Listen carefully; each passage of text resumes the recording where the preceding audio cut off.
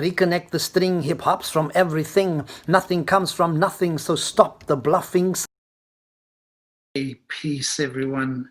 As promised, it is the launch of Reconnect the String.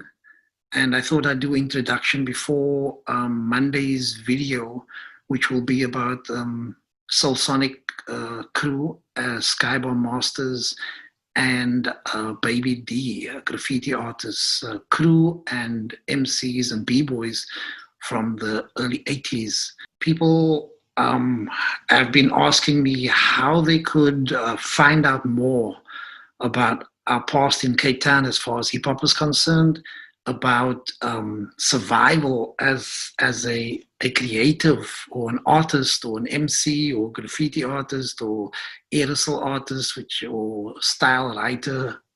And so Reconnect the String is about a combination of all of those things. As I was writing my book called Making a Black Noise, which I just finished the first part of 4. And so the main aim was to tell the story, my story.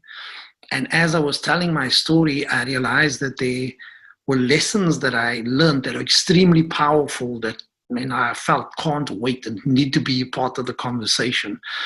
And so that became central to what was going to come, and almost like it actually was this was actually the opening part of my book.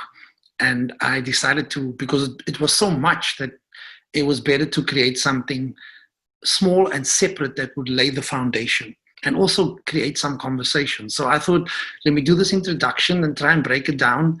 A lot of my work in the last 10 years has been around First Nation connection to hip hop culture and finding true self.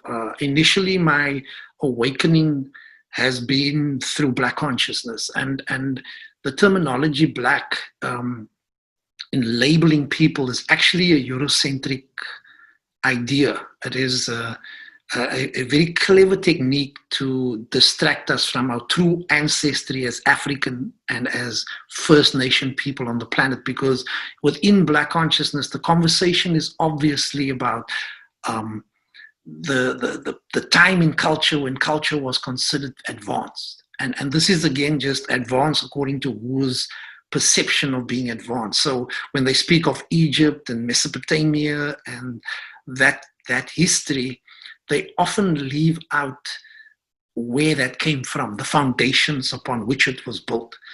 And by doing so, they vilify the deep foundation that gave birth to this high culture, pyramids and mathematics and science.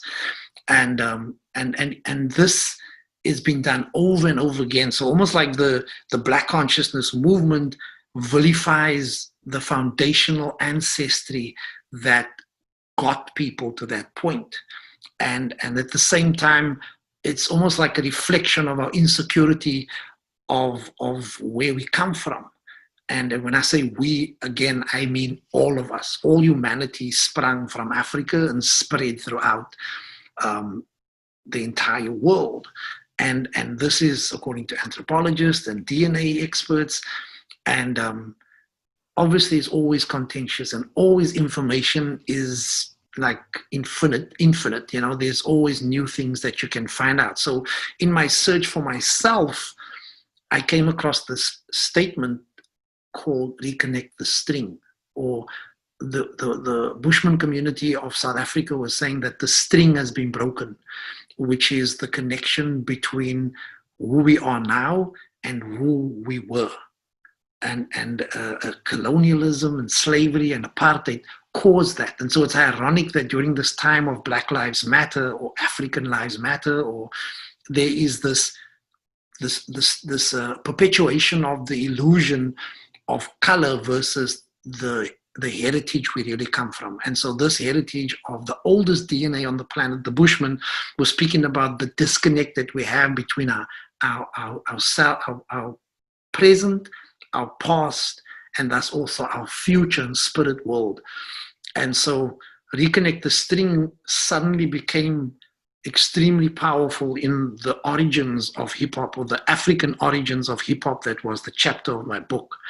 And while writing, it just, the more I was writing, the more I realized how powerful this connection is, and especially at this time of attempted decolonization, which in truth for me is almost a rehumanization, a refinding of self, of who we truly are as human beings on the planet, all connected to this heritage. And while I was writing, initially writing my book, I included other people's stories, and I have since taken it out because I do not want to speak on behalf of others. I want everyone to tell their own story. This is the way that you really get a full picture of what the past actually was, And so the first one is the Bushman heritage and connecting the string between us all. And then the second one is the actual history within our story, within the Cape Town or South African context of hip hop culture. And then there was the idea of all of us collectively participating in this network, and how the string, when you look at a forest, you see all the trees, and what we don't realize, that there's a huge network of roots holding those massive trees up. And so our network, our connection, or the strings, the fiber underneath and within us, have been disconnected. We do not see that connection any longer. So this was an attempt to reach out to other areas around the world to connect with us, and for them to connect with each other. Because we find that hip hop has a very commercial history within the writings that exist. People go interview rap groups, and that becomes the history. The writers, the style writers, the aerosol artists, the M's, the storytellers, MCs, the true MCs, not the commercial MCs, the B-boys, and the DJs and music creators and people who create clothing, and every other element of what is part of hip hop culture is just left out, And so this is important for us, that, what we are saying now spreads globally, so that people empower themselves and put into position this elder mentality that exists, that is built on experience. That experience cannot be downloaded. And so whoever comes from the outside and manipulates history is unable to tell the story without the people knowing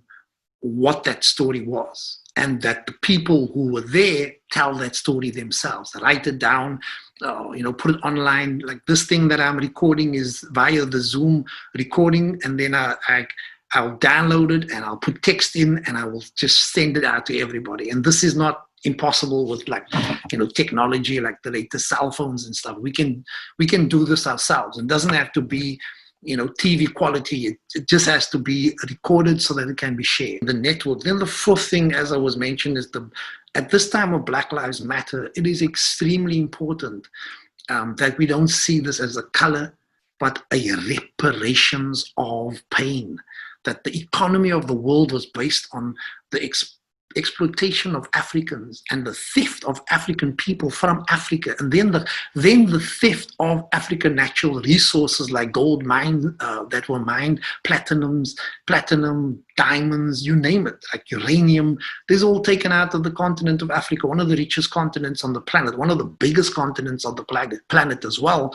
And these countries that are now wealthy have built their wealth on that original theft. And that is extremely important in order for us to rethink value and worth, And for me, when I speak about the idea of decolonization, and it's also about the rehumanization of our spirits and who we are in order for us to heal, And so this is why this book is so important to me, that it's a conversation starter, really. I mean, I'm not a qualified school teacher, but that's it, right? And I taught for 3 years, and I teach via hip hop culture.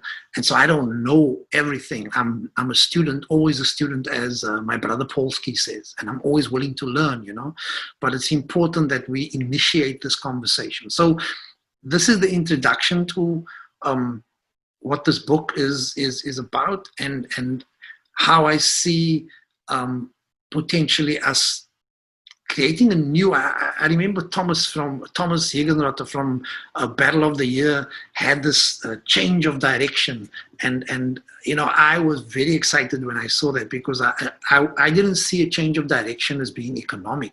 I saw it as an internalization of self-worth, of the internal battle against ourselves, instead of what we see in front of us, because that's just a perpetuation of the testosterone that's flying around. and so this is what I'm hoping that this does. The Reconnect the String is to reconnect with, you know, like when I went to Battle of the Year, I used to be excited about the conversations and the interactions and the meeting of people. When I go to an event these days, I don't feel like I'm exchanging anything, like I'm speaking to anyone, like I'm learning. And when I see Cross One at an event, like I remember what that used to be like. And I see Thomas briefly, but these guys are so busy making the event flow smoothly that it's so difficult to actually just communicate, you know, to connect beyond like, okay, after the event is done, then like hopefully there's a few minutes in passing to speak to each other. And I think we're losing the heart and soul of the actual connection that hip hop brought us globally, you know. And so the first topic that's after the introduction is the illusion of nothingness. And I've mentioned this before, that the people in the South Bronx didn't have nothing. The economic world thought that they had nothing, because that's how they think. But they came with all of who they are from their ancestry. They brought everything, right? They brought all of their history of who they are. And because the economic world removed that from them, in both the physical appearance of the place, but also the detachment from, like, you know, outcasting them, they went inside themselves and used that heritage to create something that the whole world is now celebrating and making money from, which is hip hop culture. And the other day, when it was the 11th of August, when the first party was thrown by Herc for his sister to raise funds to go to school, or something like, or the opening of school or something like that, I was burning inside, because that was the fire, that was the reconnection anyway. So for me, that is part of that reconnecting the string, that it didn't start there, that they brought that heritage from the past with them. And so when people speak about hip hop as a subculture, I don't like that terminology. It is a culture. It is from a rich culture from the beginning of time. That's how powerful this is. And that's how inclusive this is. And that's why it is global, because we all come from that heritage. And so that's the first thing that I start the book with, and then expand on this idea of like nothingness versus your potential as a human being when you look inside yourself, right? And the creative power that exists within you to, yeah, anyway. So that's the first chapter. Then I go to greeting, where in order for you to interact with someone, you have to look them in the eye, and you have to either nod your head or acknowledge their humanity. To not look at them and to not acknowledge them is the most disrespectful thing that you can do. And so this greeting for me is lacking on the planet. There is a lack of making eye contact, nodding your head, and actually greeting. And hip hop has this: grab the person, pull them towards you, and pull them. And you can feel if that person is sincere or not. And so I find this extremely, the first step to bringing about change is to look someone in the eye, acknowledge their humanity, because that is the outward expression of your understanding that that spirit exists in both of us, that that string exists in both of us, that we are connected. And so anyway, I'm not going to go too much depth, but each part is broken down within the book, and really expands on the healing that is needed, right? And so the next thing that I mention is the circle, and the circle has ancient connection. I mean, there was a fire in the middle of the circle. People sat around the circle. People told stories around the circle. They clapped. They clapped their hands, which is the next topic on that. I won't go too much because it'll take forever from say the whole book to what to this introduction. And then there's the hand clap and the cyclic chant of the clap, the person clapping, and the circle, which is a circle, yeah, a cyclic movement and a flowing of energy that exists. And then that connects to the drum beat, the DJ, the loop, you name it. Okay, then there's the trance dance. So these sounds drive people into a state of trance because of the rhythm and the repetition of it. And the trance dancer, obviously the B-boy, you know, and yeah, but in more depth in the book. And so then there's the storyteller, as I said, and the MC, which manifests the word, is the embodiment of the word. And then there's the rock artist. Once the Yila or Tlicha of the Bushman was still in a trance state, went to the wall and wrote the story that he envisioned into the wall, right? And so anyway, that's just about the rock art style writing or aerosol artist. And then the next one is the community. That in Africa we believe that the village raises the child. And so when all of these interviews that I've done is like these b-boy crews became your family, that there was a sense of community, a sense of healing, a sense of togetherness, a sense of camaraderie, a sense of protection, security, and elders and mentors in communities where these things were long destroyed by the colonial forces. And so this is the power that was actually, present within hip hop, that we don't make the connection. And then knowledge of self. Knowledge of self is about that search, ongoing search for our ancestry, for who we are as human beings, and not specific to like the boxes. There were no borderlines, there were no divisions. Like if you say, yeah, I'm South African, that's just a position on the African continent. In the same way that Africa is a name given after Africanus, one of the guys that conquered north of Africa. And it's not really the original name that people named that landmass. And again, the idea of ownership of land, that people didn't have this mentality. They believed that they belong to the land. Another thinking that is beyond what we are able to now think. And even like if you think about it, big business doesn't care about your landmass. They only care about exploiting it, And so while we defend these spaces, they move between it and exploit everybody for the natural resources and the people. Nowadays, we are being mined, the people's data. And so anyway, the knowledge of self and schools and the necessity to move from a Eurocentric education to an alternative education that's inclusive, whether it be Afrocation or people of color education system, but one that's inclusive of everyone, so that the information gives equality. That you learn and know as much about each other to give an equal sense of respect to everybody. And then the next one is the elders. In African tradition, the elder shared with the young, and hip hop had this exact same thing. Those who knew shared with those who didn't for free. It's only now recently with this like dance organizations that people like charge ridiculous amounts of money, and then the poorest of the poor are never involved, never the ones who created hip hop culture.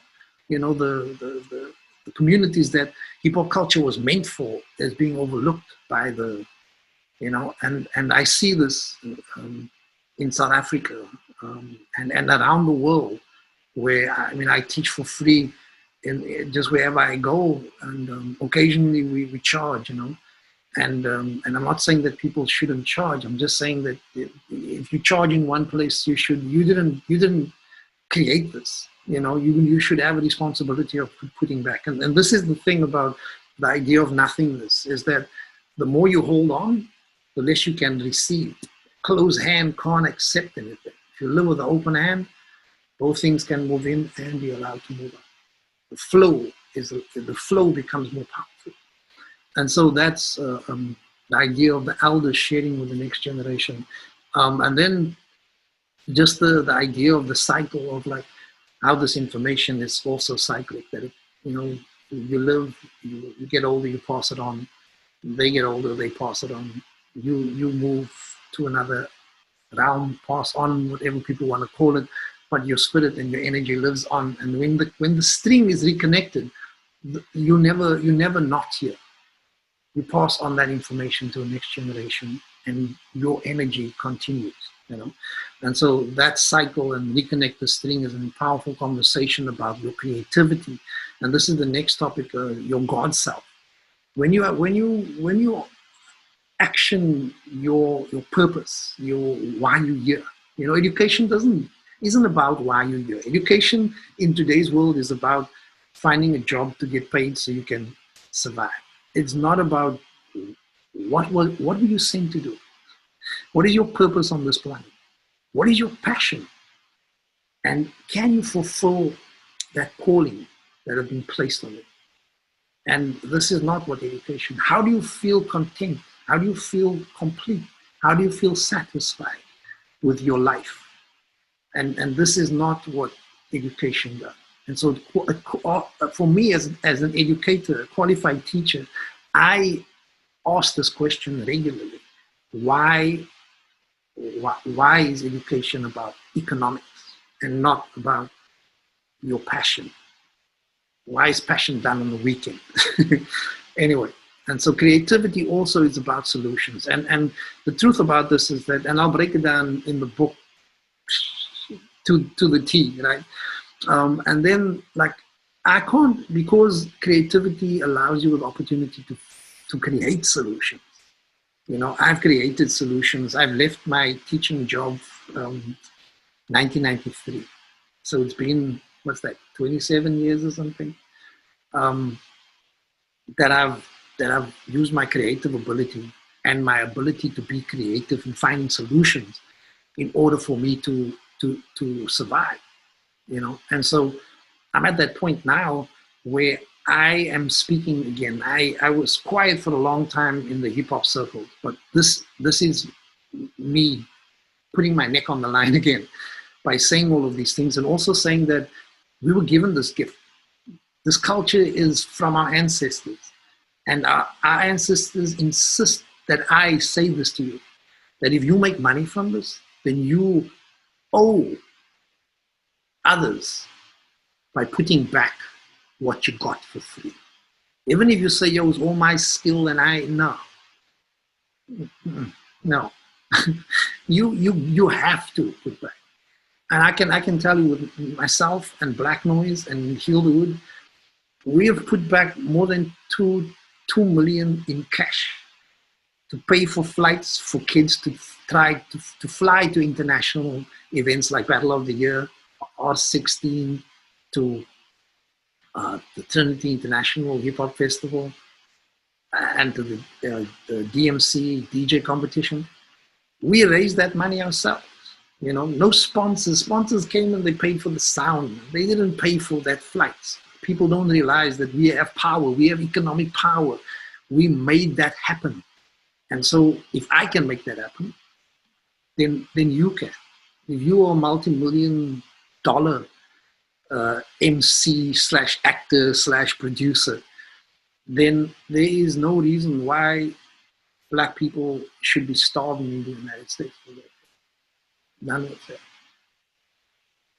I mean, I feel tears welling up in my eyes that this is the same in South Africa. There is no reason that should be the case.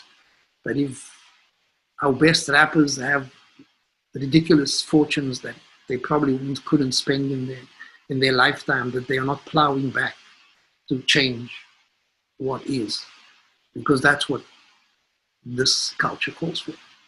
That is what this history, it was given to you. It was brought back. The string found you in the Bronx and reminded you of your humanity and your greatness. And you exploded that onto the world. And And I'm not taking away from Crazy Legs and Kenny. They are channels that the ancestors have sent that I will revere for the rest of my life. They are gods. And I have Cool Herc and all the others that played a role in making the world aware.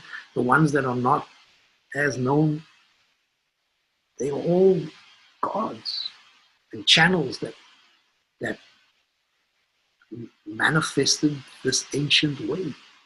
And so I respect them and want to share this with as many people as possible. Not only that their names, but I want to share that there were others that you don't know all over the world. But they stood on, as Mandela once said,